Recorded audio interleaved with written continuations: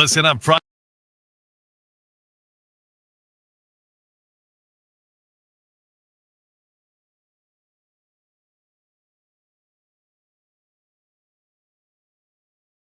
Fire Faithful 97.3 The Fans Padres Roundtable is on the air. Unbelievable! It's time to discuss everything going on with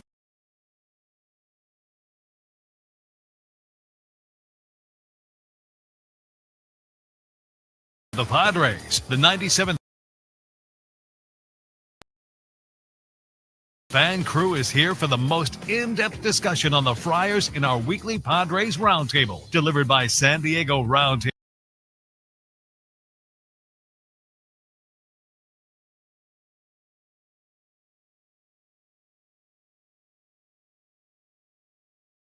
Pizza. And now, here's your host, Ben Higgins. Well, welcome back to the Roundtable.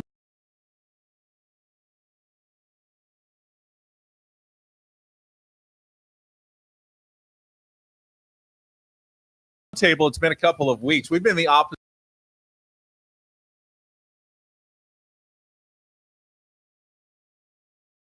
of the Padres, who've been playing virtually every day in June. We've taken almost every day off of the Roundtable in June, but we are back here for the next hour. Commercial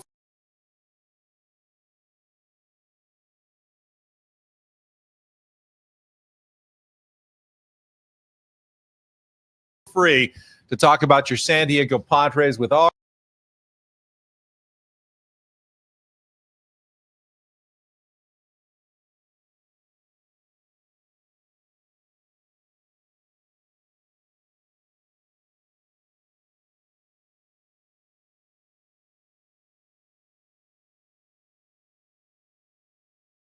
really going the way they would like them to. So I think that's a good sign, hopefully, for the second half. Yeah, Braden, do you share that optimism of what the last 26 games means for the Padres? Yeah, and I even, I broke that stretch a little bit tighter with just the good teams that they had to play. Factor out the Pirates and the Nationals, which ended up making it an even 13-13. I think they're only one game under 500 during the other part of that stretch against very good teams in Major League Baseball. And as Chris mentioned, they haven't been playing very well in any sort of facet. And there's been, when two parts of the game are bad, the other one tries to pick it up. But as Chris mentioned, they could be losing all these games. But the fact that they went 500, I think, is suffice. I think it suffices.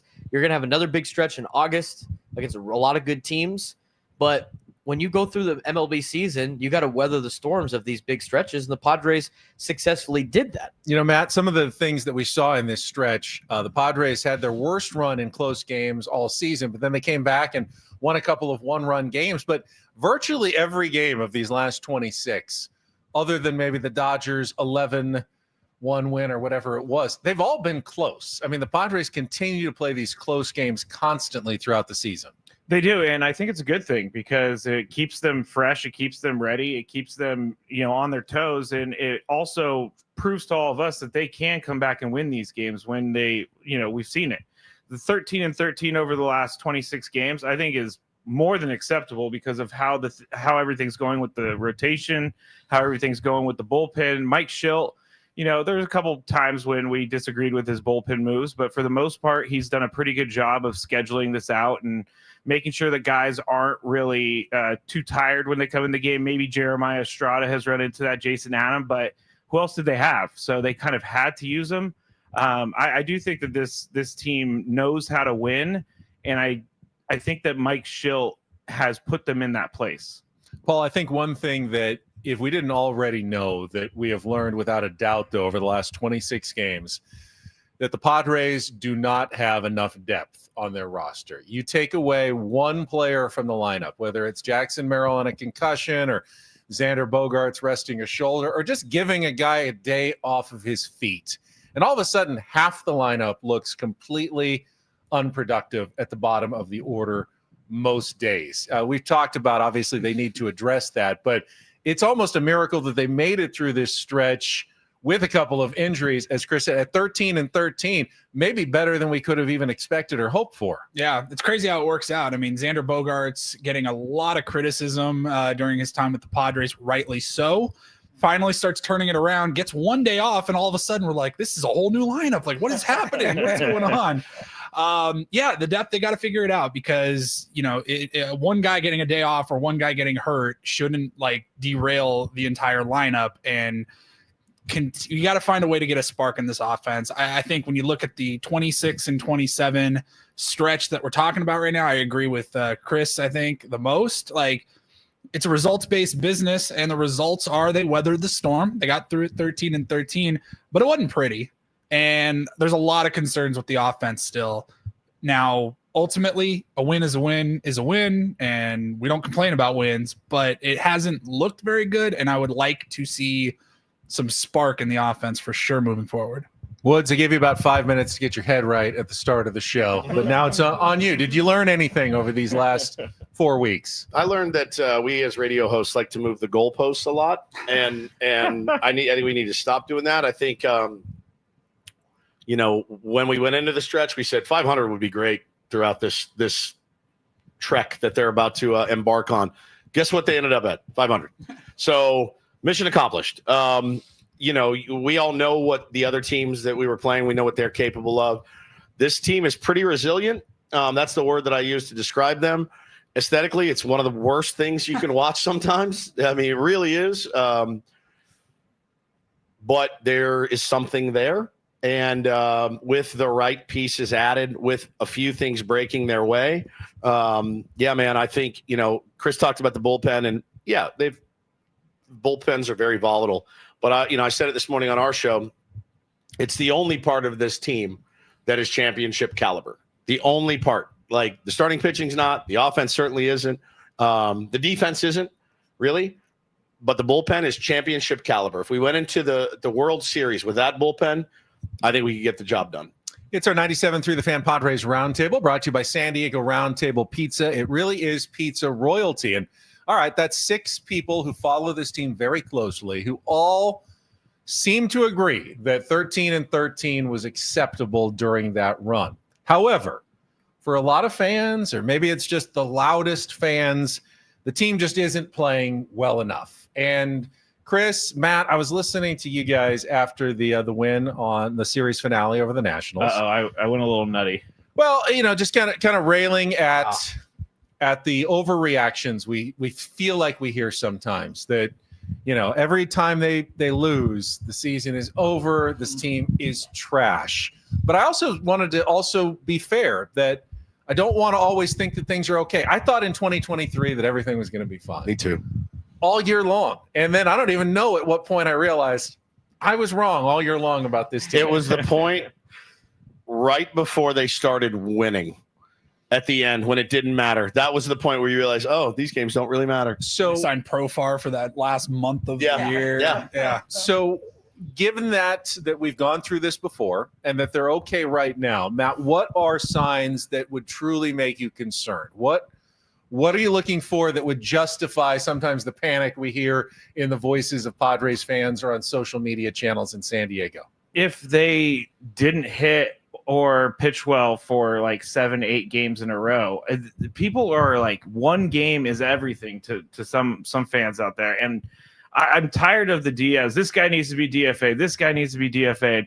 I mean, this team, and I was thinking about this the other day. People say, they don't look like they care. Their body language is bad. Fernando gets hit on the wrist by a pitch last Thursday against the Dodgers, back in the lineup the next day. That tells me that he cares. So if we start seeing guys kind of be lackadaisical, if we start seeing more errors, if we start seeing them not take advantage of the small things like moving from second to third on a fly ball, then that's when I start getting worried. But they didn't hit for a really concerningly long stretch, especially, late May, early June. I mean, it was bad for a while. The pitching, though, has held up. Chris, you were pretty fired up as well, on your show about the overreaction maybe to the game on Monday, in which C.J. Abrams and James Wood went off. Padres came back and won 2 close games. If they had lost one of those, though, it doesn't fundamentally change who the team is either way. What do you feel like would be a truly concerning development for the Padres? Well, the first thing I want to say is they've done a good job of winning games that keep us feeling okay. And what I mean, It's like golf. A little bit. It's like You playing hit golf. 10 bad shots, but you get that one that brings you back. That's right.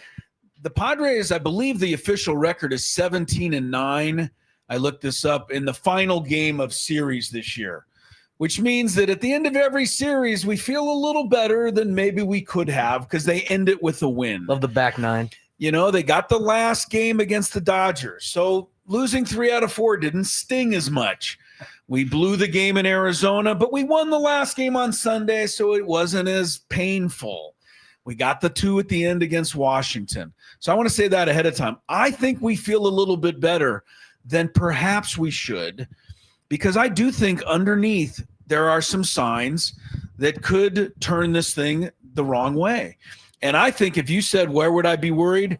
One more injury somewhere, I think, and if it's a bullpen piece, we can't lose another starting pitcher. And you just talked about what happens if somebody goes out in a lineup.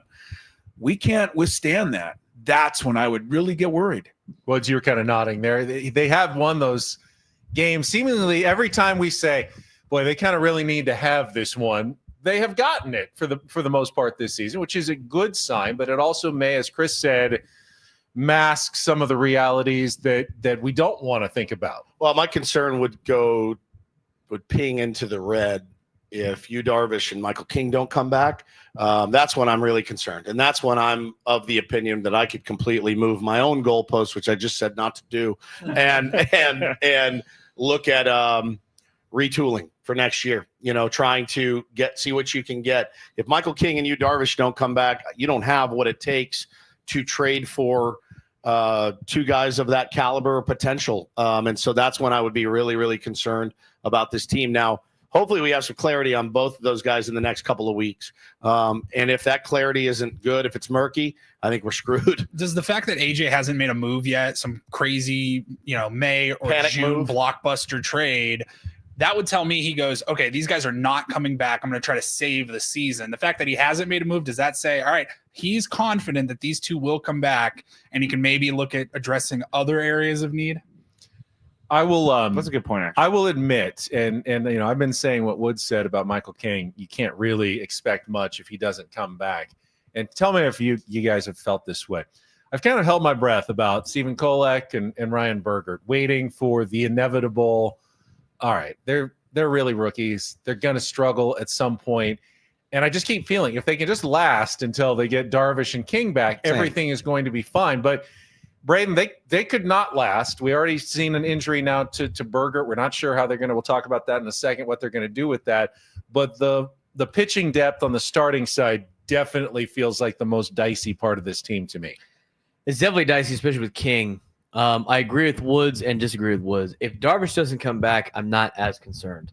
If Michael King does not come back, they're in some serious trouble in terms of the outlook of the season. I mean, I'm kind of using them as like together, together. I feel like we need them both because somebody can come back and then you not worried about a Kolek. Guys, Joe Musgrove said he might be able to pitch in October. In October, we just got to get there. We got to get there. With the thing with you, I mean, I think, even though it's frustrating to watch some of these guys pitch, again, you really only need 3 starters, really, 4 max in the playoffs to get the job done. If you get King back with Cease and Pivetta, you're good enough to win in the postseason when you have a good bullpen. And I think the Padres bullpen is good. It's funny. I said this on air a couple days ago. I was talking to a Dodgers fan. He absolutely cannot stand Yuki Matsui because he mows the Dodgers down. And I'm just like, okay, well, most Padres fans don't like Yuki Matsui for a drastically different reason. So I think a lot of it's perspective on us watching our team every single day. In a vacuum. Yeah, right. I mean, if you're watching every single Padres game, it's hard to watch all these other teams play. And when you do, I mean, everybody's got relatively the same problems. But to me, I think it's different than 2023 in a sense that you see this team fight still. All the time. If you go back to the Dodgers series, aside from the Monday, they did not roll over and die. Correct. I mean, you got Trenton Brooks out there hitting a 2-run bomb, and all of a sudden they're chipping away, and they're within a couple of runs, and they're looking at the end of the day going like, well, if we didn't screw around in the first 3 innings, we'd be good, right? And a couple of those games, you see the fight. Whereas in 2023, it was over, dude. You pull your head, you're pulling your hair out of your head watching these guys wait for this big hit that they never got, and then they'd roll over and die after about 3 or 4 innings. And I think that's a major difference. And then the last time, I cannot get concerned until after Preller's done at the trade deadline because, yes, they don't have depth, but as we all know, regardless of how much prospect capital he may or may not have, there is a lot on the market this year. If you look at the top 50 potential trade targets, and we do know in baseball, everybody's team August through the end of the year is drastically different than it is right now. So if we finish July and you look at a team and he makes like 2 moves and that's it, my concern level goes up a little bit more. But until then, I think you just got to let it play out and relax and enjoy the ride. It's our 97.3 The Fan Padres Roundtable, brought to you by San Diego Roundtable Pizza. It really is pizza royalty. All right, as long as we're on pitching, Ryan Bergert now on the injured list. There's a possibility he'll only miss 1 start. They keep saying it's just a bruise, and they may have even been doing a little roster manipulation to fix the bullpen. But they're definitely going to need someone likely Monday against Philadelphia. Some of the options. Bullpen day, Matt Waldron, Kyle Hart, Omar Cruz, or Braden Nett. But, Chris, any thoughts on what the Padres should do to fill the absence of Ryan Bergert in the short or medium term? I know what I'd like to see them do. I'd like to see them get on their knees and beg Yu Darvish to pitch in a real game instead of a sim game. And we had a very good text or tweet yesterday from our friend Kirk Kenny of the San Diego Union-Tribune, who asked Scraby and I, does anybody know what Darvish's record is this year in sim games? And I had to laugh a little. He's pitched like, it seems to me, like 6 of these things, and bullpen sessions, and this, and 14 batters yesterday. It's driving me a little crazy. Is anybody else being driven crazy, or is it just me? I'm not. I'm not. The reason I'm not, because it just boils down to the fact that it's Yu Darvish. Like I don't get the sense that Yu Darvish is out to screw the San Diego Padres. He just wants their money. When he was took a pay cut last year. Yeah, when last year he gave up his salary when he had his personal issues, whatever those were. That didn't bother me. People have personal issues. It happens. I feel like if Yu Darvish could pitch, he would. I don't worry about it's an injury. Like, it's an injury, and there's something not right in him, and I think he's earned the right to say when he's ready. I do, and I think that you look around baseball, there's a lot of starters on the IL, and I'm sure they get questioned by their team and the fan base as well. I just don't see it in him. I don't see him as a guy that wouldn't be out there if he couldn't. Well, I think he knows that if he goes, 4 or 5 innings, but then can't pitch again in 4 or 5 days, he hurts the team more than he helps the team. It's not Shohei Ohtani.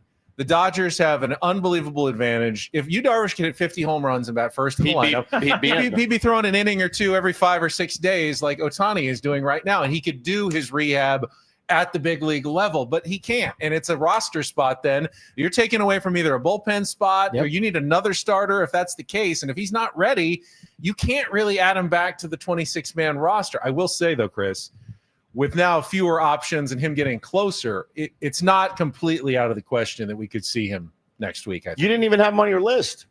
I didn't. We talked about him a little bit on our show, but I didn't put him on the list because you want to see Kyle Hart when we're in Philly. No, I want to see a bullpen day. I think it depends. I want to see Yu Darvish. I think it certainly depends on how they make it through the series in Cincinnati. But if they can get through those 3 games without taxing their bullpen, with an extra guy in Sean Reynolds now, they haven't been able to do that in a They haven't been able. That's the thing. Is like, able to do that. Except for yesterday, really.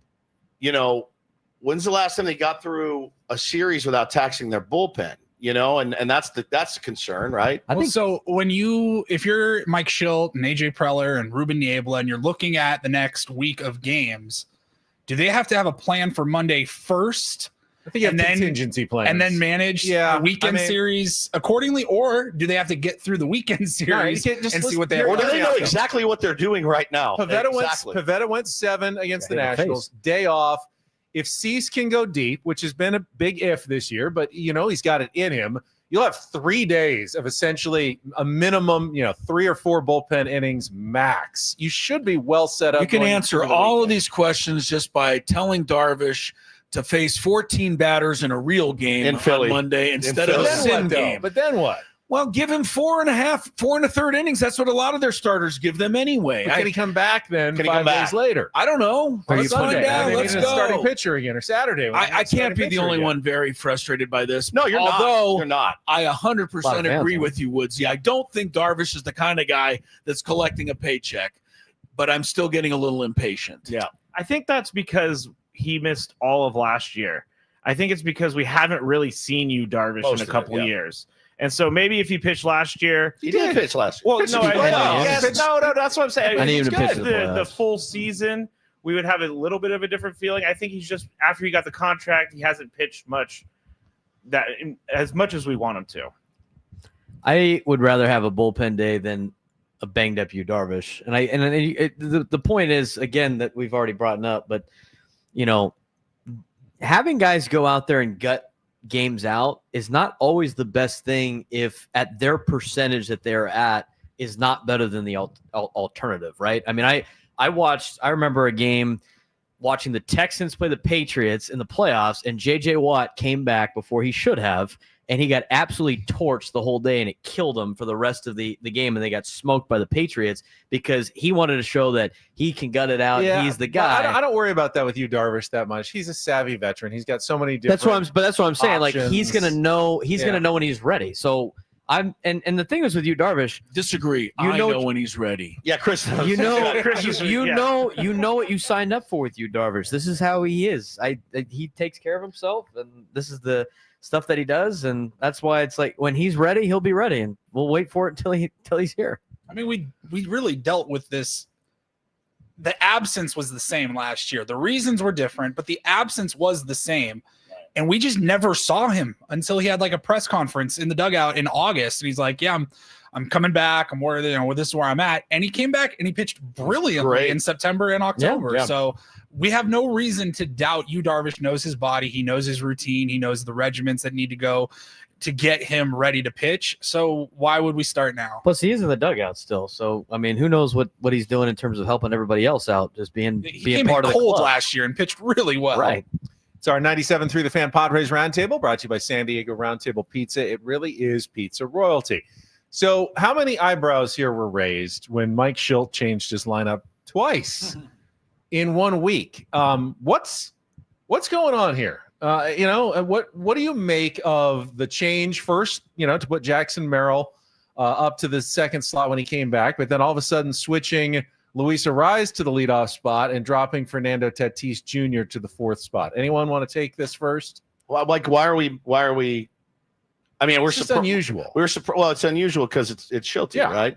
But again, when your offense is near the bottom of every offensive category, maybe other than batting average, and I think even there they're 18. I mean, it's not great.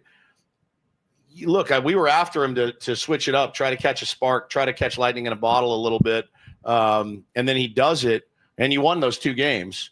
Now, the offensive output was not great, but you won those 2 games. I had no problem with it.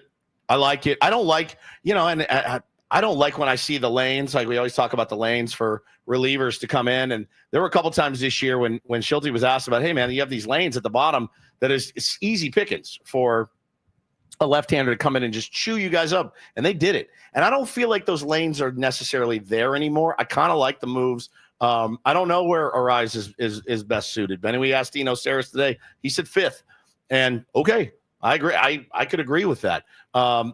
He doesn't use every scientific method, I think, to put that lineup out. I think there is a lot of feel there about when he runs out the lineups he does. Paul, I think if this was Brian Snitker or Terry Francona or Rocco Baldelli, would we not really they all change their lineups way more? It's just because it's Schilt and he's so consistent with it that to do it twice in a week just Was it made like me go, wait. Aaron Boone had like 155 lineups Yeah. in 162 games. Like, it's just the way baseball is nowadays. So I guess we're just not used to seeing it here in San Diego. I would just have to assume that there were a lot of conversations happening, and we all kind of agreed this morning when we talked about it that it sounds like it was something to try to get Luis Arraez going. Like, That's what I thought. You're confident in Fernando, whether he's batting first, second, eighth, that he's going to be Fernando and he's going to give you the same approach to the plate every single time. So if this is a way to get a Luis Arraez going, I mean, obviously it's only one game. Went 3 for 4. It worked out pretty well. Now, nobody else on the team could hit yesterday, which is another problem. But you got to, I don't know that this team wins without Luis Arraez getting back to the Luis Arraez that we've come to know and appreciate over the last couple of years. Yeah, Braden, the Eno, the analytics say that Luis Arraez probably should be batting lower in the order, but it's human nature. The Padres played their best baseball maybe like in franchise history in the second half of last year, and they did it with Luis Arraez in the leadoff spot. It was almost stubborn not to at least try it until halfway through the season. I think it was game 80 that they finally tried Luis Arraez back in the leadoff spot. I agree with you guys. I think they're trying to get him right. I mean, I think Mike is trying to get his core six, as Kevin Acee has coined it, right in certain ways and moving different guys into different spots, because the reality is until the trade deadline where you add depth and make any moves, you knew going into the season those six were going to be their success was going to be the team's success. And if they're not all hitting or firing all cylinders, or at least half of them, it's a problem for the Padres. So Luis Arraez off to one of his worst offensive starts in his career. I mean, still hitting over 280, which is super cool. But for Luis Arraez, that's like hitting 220. So whatever gets him right, I'm cool with. I mean, and here's the thing, and Woods and I agree on the lineup of Fernando and Merrill and Manny and Arraez. Honestly, those four guys just need to be in the top 4 spots, and you're probably going to have success. Yeah. I don't really care which way he does it. Agreed. Don't necessarily know if I want Manny batting leadoff ever, but you know what? If you want to mix it up to try to get guys hot, sounds good. This is the time to do it. You saw it kind of fall apart in the playoffs last year a little bit with the offense, and Schilt did not make a move. Gonna run it out there again, and you have to be. I actually like to see a little flexibility from the skipper, letting me know, hey man, if this isn't getting the job done, we might have to switch it up a little bit. So I'm cool with it. I don't, it doesn't.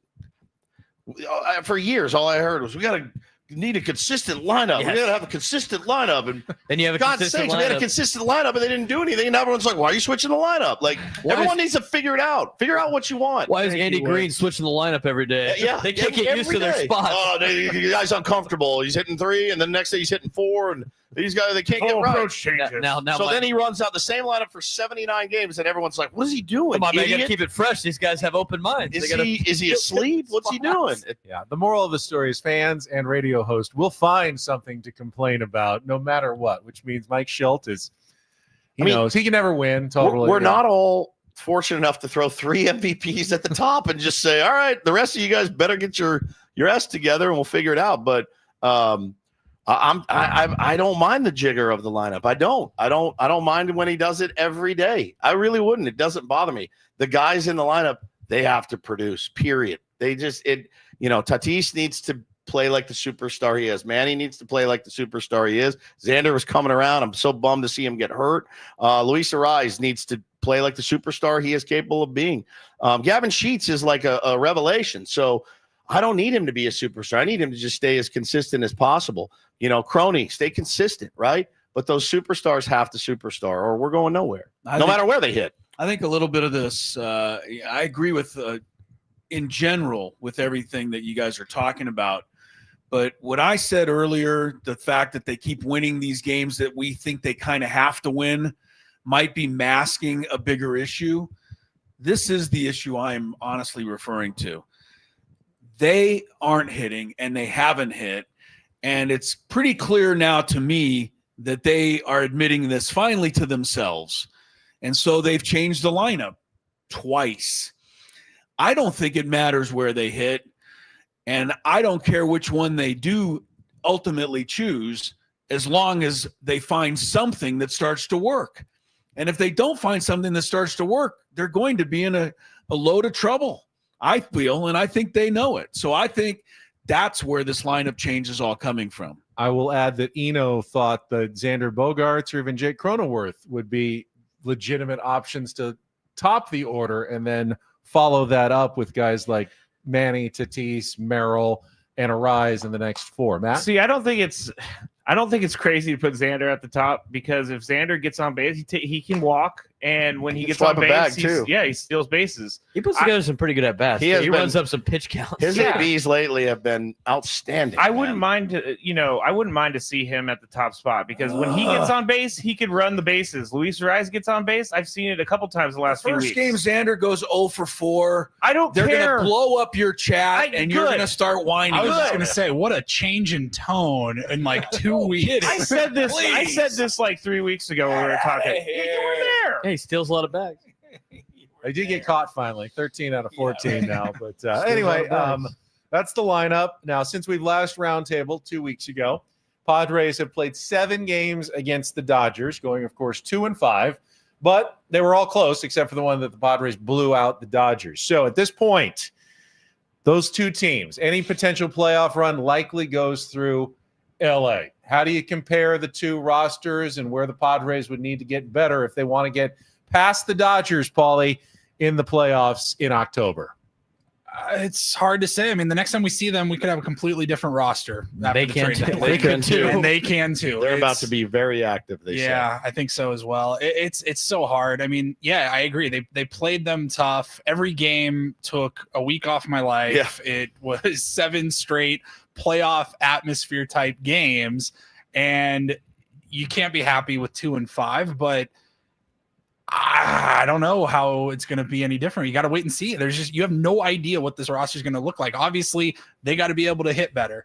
They've got to be able to limit the Dodgers offensively. And I think they do a pretty good job of that. This pitching staff, I'd have to look at all their numbers, all their splits against the Dodgers. It feels like everybody on this rotation or on the pitching staff steps up for those guys. Well, but they beat you with Pajes, and they beat you with Will Smith, and they beat Tommy you with Edman. Tommy Edman. Right. They beat you with Teoscar. And that's a Padres problem that we see That's really pretty often right now is the bottom. You're letting bottom of the lineups for not just the Dodgers, other teams. You're like, oh, Nationals that's what it's murdered like. us. Yeah, that's what it's like to get production from your 7, 8, and 9. So No I guess doubt. if they can figure out a way to get production out of 7, 8, 9, that would be a drastic improvement the next time they face the Dodgers. And do we face them again 6 times in, Yes, in, 6 in times, that? in a 9-day Instead span, of I think. Arizona in between, it's San Francisco. in Yeah, but it's between. that back-to-back in the middle of a August, yeah, 26 some and that's game it. stretch. You know, 2 agonizing Jesus. 6 more or weeks. 7? 6 more. 6 more. 6 more. 2 agonizing weeks in the middle of the season, and that's it. Against But again, the like, Dodgers. we handled them last year, Ben, in the regular season. Handled them in a couple games in the playoffs. We were right there. So what scares you is Glasnow, Snell, Sasaki coming back. It also scares you when you hear they are in the market for a frontline starter, a back end guy like a Pete Fairbanks or an Emmanuel Clase. That's what scares you. They have the chips to get it done, to overpay. They have so many good prospects. They have so much money they can afford to make a mistake if it doesn't work out. They're the bully, and sometimes the bullied beats up his bully, and that's what you're going to have to do. But regular season really means nothing. Like, we saw how we handled them last year in the regular season finally, and it was great. We all had a fun time covering it. But, man, when you got to the playoffs, they won out. I'd say whether the Dodgers acquire new pitchers or just get back the pitchers they already have, they're always going to be tough to score against. The Padres are always going to have a tough time scoring. We know that for sure. What I was encouraged by was how well they handled the top 3 guys in the order. Yeah. Consistently over those 7 games. Now, you have to find a way to stop Tommy Edman, as Paulie said, and Or Hai-Sung Kim getting on in front of you Otani, have right? to find Yeah. a way to stop those guys from hurting you, Chris, if you want to have a chance against the Dodgers. But I legitimately think they do, simply because they do handle the guys at the top and have handled them pretty well across the board on their pitching staff, including apparently Yuki Matsui, the Dodger killer that we didn't even know that we had. Well, here's the thing. Yes, they did an amazing job against the top 3. The statistics bore that. I don't think any of the 3 hit a home run in the 7 games. So, but are you going to play with that fire again? I mean, that's unlikely. There's 2 things that stood out to me in the Dodgers series. One, I expected. The other, I didn't. One is the bottom of the Dodger lineup is 10 times better than ours. At least. And they showed it.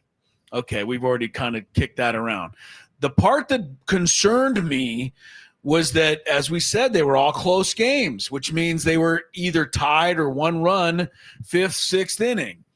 But the Dodgers won them all. Why? Their bullpen shut us down.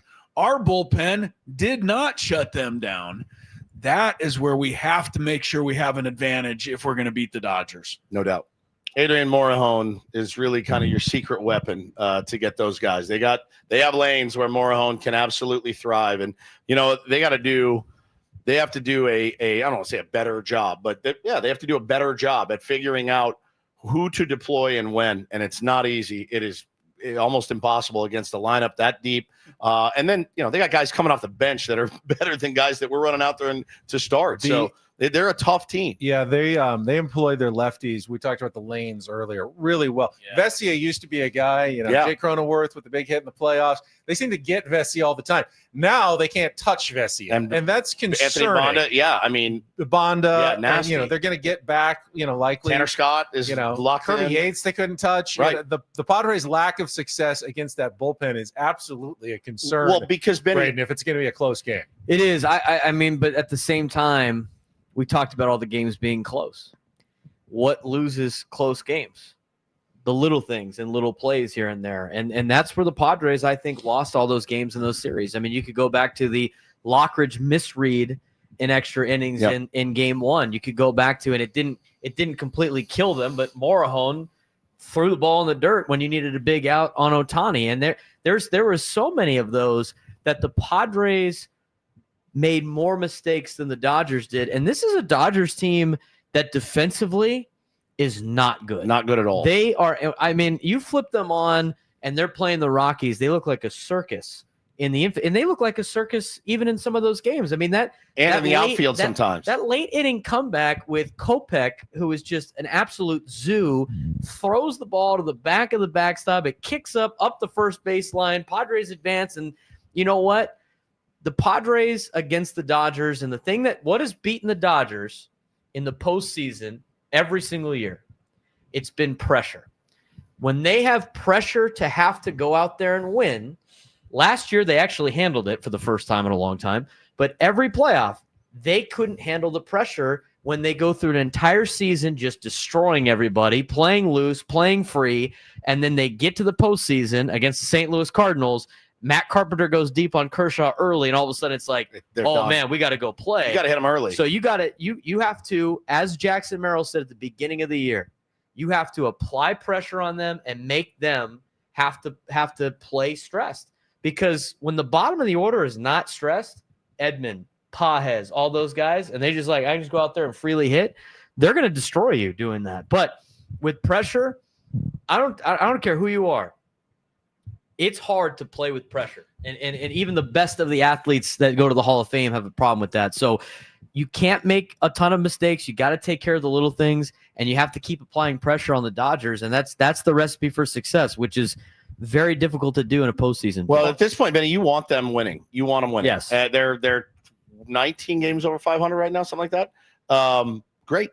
We all said that they were going to do this. We all said at the beginning of the year, these guys are going to be a juggernaut. Great. Go win. Let them coast. Let them get that. Even when they started slow, we're like, relax. It'll be fine. Go let them get that first round bye and let them sit and let them wait and let a hungry team come in, whether it's us, whether it's somebody else. Let them go beat up all the National League. Exactly. That's how you beat that team. I mean, what Braden said, just I want to follow up quickly. Chris, he was right. Padres made some mistakes in that series, but I would die on the hill. I don't think the Padres are a sloppy baseball team. No, I wouldn't They're either. a pretty sharp baseball team, but when they play the Dodgers, at least they haven't looked their best, and the Dodgers did look a little sharper for sure. And maybe it's coming off the end of a 26 game, but they look sloppy yesterday. There's some slop out there, missing hit and runs, getting thrown out at the plate, stuff like that. But I agree with Ben, though. They're not like a sloppy, they're not like a sloppy team. I feel like he sees that, and he won't ever tell us, but that's what gnaws at him the most. He hates when his team is sloppy For sure.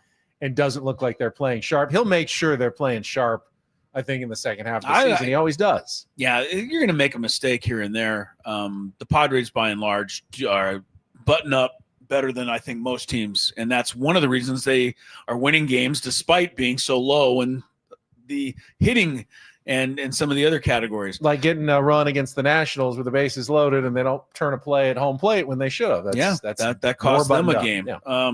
But I just think what you said is right. If the Padres can't figure out a way, Gesundheit. Thank you.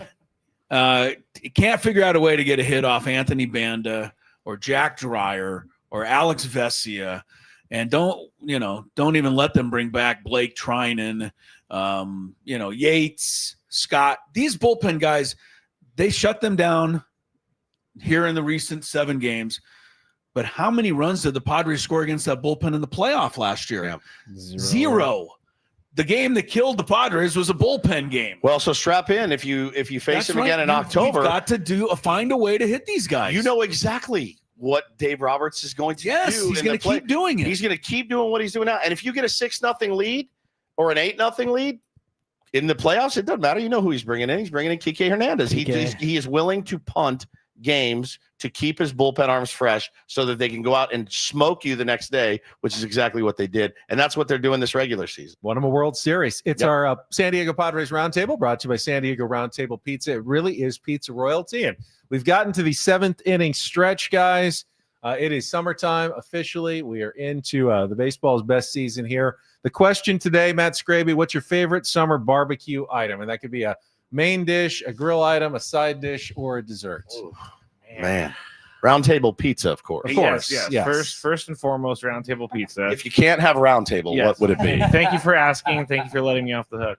I think I'm just gonna go like super boring American and go hot dogs and hamburgers type of thing. Burgers and dogs. Like a 4th of July barbecue type. Yes. That's what I would choose. All right. Woodsy, I think you're more of a side dish guy, aren't you? Potato salad. Yeah, I know. Give me a trough full of potato salad. Regular, like the kind of creamy one, or the German kind of more. I like a little bit of a mix, actually, like a little bit mustardy, but not super mustardy. I like pickles and eggs and onions and I had a red skin potato salad at Goat Hill over the weekend, and then I crumbled some potato chips into it. Oh, and wow. it was divine. Yeah, It delicious. was so good. Love it. It was Wow. really, really good. You mean you put potatoes with potatoes Yes, and it tasted good? really, but That's crunchy that's potatoes surprising. with soft potatoes. Paulie, barbecue favorite menu item. Main dish, I love barbecuing chicken breasts. Mhm. But I think my favorite for the summer options, it doesn't have to be a summer option, but I tend to eat it more in the summer, is corn. I love corn. corn whether on it's the corn cob. or corn as a side. It is elite. I love it so Lots much. of butter, Lots just of kind butter. of dripping off the side. Like I think of a barbecue happening, and corn I'm, with the I'm butter. excited for Corn. potato salad, corn, some watermelon chunks. Yes. But yeah, It's a perfect day. 100%. Braden, barbecue item. You Um, got a smoker, right? I do. I'm smoking meat constantly, but Save that clip. it's great. Always smoking meat. Always taking pictures of my smoked meat. Don't sending say it again and again and again. Paulie only needs it once. Yeah, just once. I've learned this over the years. I heard Ben was a good knife sharpener. You want to come over and sharpen my knives, Ben, for me? Definitely brisket. I mean, I like doing brisket. The thing about, for me with barbecue, I like the process of a cook and setting it up and the day before and prepping it. And we got a meat grinder now, so it's easy. I could trim extra stuff off of it and then save it for other things. But there's long smokes are great, and the best thing the long smoke is a brisket. So brisket. Chris, Horiatiki bowl for you? Well, at the ballpark, Yeah. yes. Well, I'm going to quote the legendary movie character, and I believe his name was Fat Bastard. And I believe he's saying, I want my baby back, ribs. Ooh, and good baby call. back, baby. Ribs are good. I got to Just go had those ribs. a couple weekends ago. Ribs are my all-time favorite. St. Louis or back? Well, I'm singing baby back ribs, but I do think my favorite is just a big, fat beef rib. Beef rib. Just huge rib Save that you can gnaw on for gnaw on it. like 20 minutes. So many How good much you gnaw on choices. your ribs there, Woods? Enough? Enough. Enough? Can you smoke me a rib? I'll smoke you some meat, Chris, as long Thank as you. Ben sharpens my All right, knives. since none of you went the dessert route, a tray of peach cobbler where you Yeah. get to serve Cobbler. yourself and then scoop some ice cream on top of that. Oh, I love that. I would go cherry pie if that's the case. Cherry pie is good too. Yeah. Peach I have- cobbler I have- summery though. I love that. I have smoked an apple pie or two in my time. All right. Speaking of summer, Padres are in hot and sticky Cincinnati to play a club that is now looking like a potential wild card contender, especially now with the addition of young phenom Chase Burns. Now that we're virtually halfway through the season, How do you guys evaluate the playoff chase in the National League with teams like the Reds, the Cardinals, Giants, Phillies, Diamondbacks? Did I say Cardinals? Yeah, I think I already did. Chris, I mean, I think there's 7 teams separated by only about 4 games at this point. 10 teams in the National League are over 500. So I would say all 10 of those have to be considered. And, I'm not totally ready to count the Braves out, but they're not one of those 10. You're going to have to play well. I think I'm just looking at it from the Padres' perspective because I don't know which of these 10 are going to emerge. It seems to me that the Brewers are living a little on borrowed time, maybe more than some of the others, but they've proven everybody wrong before. Padres are going to be either 44-37 at the break or at the halfway, or if they win tomorrow, they'll be 45-36. Either way, what's that? 88 or 89, 90 wins. I think that 90s is going to be almost necessary with so many teams in contention. The Padres better bring it in the second half and go at least 45-36 again. That's all I'll say about the playoff thing. Matt, your take on the playoff race. And Chris is right. I think 90 is a good target. Now, the good news is the Padres only really played well for 3 weeks in the first half, and they were able to get on pace for 90 wins. So if you can just find another stretch where you play well, match what you did in the first half, you should be in okay shape at the end of the season. I guess I have a small soft spot for the Reds in my heart because I lived there for a little bit, but they're dangerous. And if they could play good baseball, they could beat some teams. Now, do they play good baseball all the time? No, they don't. Ellie De La Cruz is great. He's also terrible at the same time on defense. He's great and he's terrible. I mean, did you say Chris and I went over yesterday when he didn't look home when the guy tagged up or missed the base, whatever. I think the Padres, and I said this a few weeks ago, I think the Padres play their best when their back is up against the wall. And their back is not up against the wall right now. They still got plenty of time in this season. Their second half is usually where they're their best outside of 2023 or 2021. But, 2021. They play better when they know things are on the line. And now we're getting into that part of the season. So I think they're going to play better. I am a little worried about some of those fringe teams, though. Sneaking in and stealing one of those. There's just so many of them now. I mean, you can't necessarily identify which one. Somebody's going to do it. Someone's going to play well. There's no doubt about that. I think the Reds, Woodsy, one thing that worries me is Terry Francona. 100% is their manager now. And I had them in the playoffs. I had them making the playoffs this year. It was kind of my sleeper pick, and mostly because of Tito, to be honest. And I love the young talent that they have. Rich tradition of winning in that city. They want it back. They want it badly again.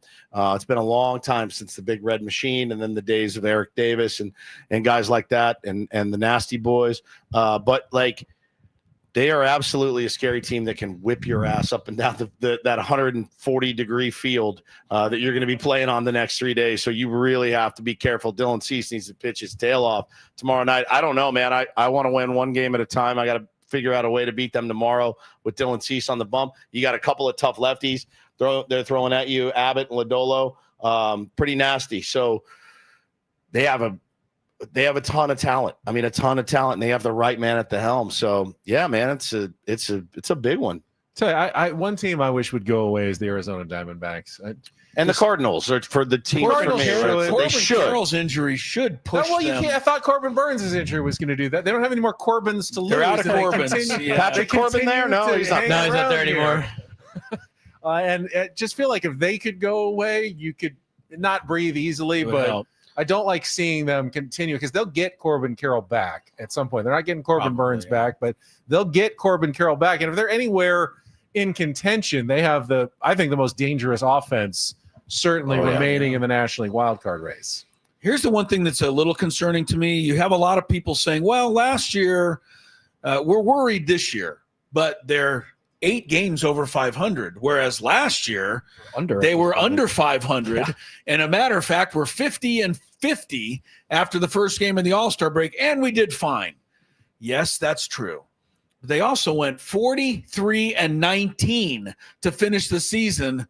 I don't think you can count on that happening again. No. So the fact that we are ahead of last year's pace is nice, but they got to stay ahead of last year's pace. Yeah. You know, Mike Schilt obviously has a track record of good second halves. But probably one thing I wanted to ask him is, where do you see the improvement coming in the second half from this team? Because I don't necessarily easily identify. You know, I say we hit better, but I don't think that's what Mike Schilt talked about when he told us, hey, get better as the game goes on, as the series goes on, as the season goes on. You can't just say, hit better now. You know, there's no magic wand to hit better. You can get better as a team, more coordinated, better communication, sharper defense, but just hit better is not a wand that any manager has to wave on his team. Well, I think I tweeted yesterday. It was I think it was Mike Petriello that tweeted it out, and he said, "Why isn't Dave Roberts pressing the same hit with runners in scoring position button that he did the first 2 months?" And I looked at the Padres and I said, well, my God, we are like the most consistent team. It was like 254 with runners in scoring position, 248 and 251 or something. And since the season started, they've been consistently average at hitting with runners on scoring position. I think those numbers will jump up. I do, based on the fact that, you know, guys are healthy. The more the more ABs you get, all that stuff. I think it's gonna happen. Pitching wears down. But they have been fairly consistent. Now, consistently bad or consistently average is still consistent. It's still consistent. So, yeah, man, I think, you know, the improvement can certainly come offensively. I don't know Schilt's going to give you a clear answer on that. I mean, if he could press that button to have this team turn into an offensive juggernaut, I think he would have pressed it by now. Yes, he wouldn't. He's not going to wait. Oh, let's wait. Yeah. Sometimes happens naturally, Paul, in the second half of the season. I mean, Yeah, Petco Park heats up. Cincinnati's a great place to get your bats Great going. place to hit. Yeah. Jackson Merrill's fly ball that was caught at the warning. Probably about 6 balls that the Padres hit in this series against the Nationals are all 5 rows deep at the Great American Ballpark. Yeah, it's too simple to say like offensive production, but I do think that guys are going to start playing with more of a sense of urgency in the second half. That's only natural. I mean, look, it's counterintuitive and it feels weird to say it when the team has, what are they, 8 games above 500, and you're like, look, we're 3 months into the season now, 3 months out of a 6-month season, and they've been a bad offensive team for like 2/3 of those 3 months. First 3 weeks were fun. The first 3 weeks were great, and they set you up for so much success. When you can have a rough couple of weeks, you're able to withstand that a lot easier when you go 13-3. So I think that they've been a pretty bad offensive team now for most of the season, where you can say like, yeah, they're not a good offensive team. They have a good record and they're getting the job done, but these 1-0 games, these 2-1 games, like eventually guys are going to need to start going. And I think that'll just kind of naturally happen with a little bit more urgency. Guys maybe taking an extra bag. Like, we got to be able to score without having to string along 4 hits every single time to get 1 run. And need a first baseman to throw to the wrong base or not throw to the right base. It's like a miracle to get a run sometimes. It feels like a miracle sometimes. They're playing OTL, trying to get a bunch of singles in a row. And then, of course, the Giants have somehow gotten worse with Rafael Devers. I don't know if that's going to continue either, but will they still be around, hanging around the playoff race at the end of the season? I'm just not sure. But I think, Chris, you said it best. With so many teams in it, you can guarantee that 1 or 2 of them are going to play well, which means you have to at least keep up with those teams in the second half. So I think 90 has to be your kind of minimum target line if you want to make the playoffs in the National League this year. I think if Mike Schilt can give us another, something that resembles 43-19, then we have to honestly start thinking about the fact that he really does have some magic. He does. Some second half magic. Yeah, no doubt. He did it with the Cardinals. 90 and wins, 1 year, right? What did they do in the Cardinals? 90 It was wins. insane that 1 year. He won Last like year was 15 insane. games in a row one of those Yeah, years. if he does it again, we have to start, thinking this isn't an accident. Yeah. So let's hope that happens. All right, Right? we're out of time. Thanks to everybody for joining us on our 97.3 The Fan Padres Roundtable, brought to you by San Diego Roundtable Pizza. It really is pizza royalty. Enjoy the holiday next week. We'll be off next Thursday. Matt, enjoy your burgers, potato salad, Thank you. chicken breast, brisket, Baby back ribs, and peach cobbler for the 4th of July. We'll talk to you soon. It's the Roundtable. Thanks for joining us here on 97.3 The Fan. So long, everybody.